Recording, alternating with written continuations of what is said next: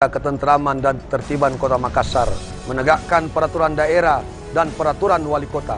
Untuk itu kami berharap kepada semua warga Kota Makassar, mari berpartisipasi dalam mentaati dan mematuhi peraturan perundang-undangan yang berlaku untuk mewujudkan Makassar menjadi kota aman, nyaman untuk semua.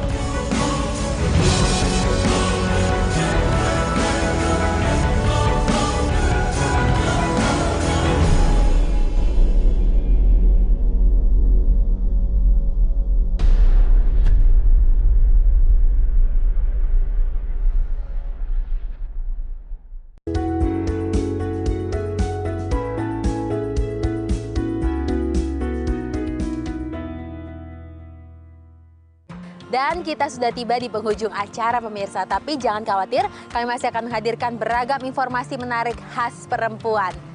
Saya Putri Nere dari Millennium Hotel Sirih, Jakarta. Sampai jumpa. Pesatnya perkembangan dunia digital, terutama di Indonesia, yang masyarakatnya gemar sekali menonton tayangan video di YouTube ataupun channel digital lainnya. Tren ini menginisiasi Ruben Onsu untuk membuat platform digital atau layanan hiburan lewat streaming. Di MLP channel ini kan memang kita harus mengakui digital sekarang ini udah makin banyak gitu ya, makin semua orang udah nontonnya digital gitu. Jadi makanya saya maunya memang memberikan tayangan yang disukai banyak orang lah gitu. Program-program di dalam channel tersebut dikemas dengan konten yang edukatif, informatif, up to date, dan ringan, sehingga dapat ditonton semua lapisan masyarakat. Dan meskipun persaingan di dunia digital sangat ketat, Ruben tetap optimis.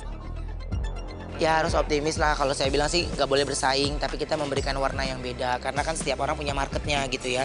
Ada yang marketnya memang dia demennya reality, ada yang demen ini, tapi kan kalau di MOP channel saya ini kan semua konten program ada, dari program infotainment, program agama juga kita punya, program itu semuanya ada dengan orang-orang yang kompeten yang pastinya kita sudah pilih. Platform digital ini hanya salah satu bisnis yang digawangi Ruben bersama Jordi Onsu.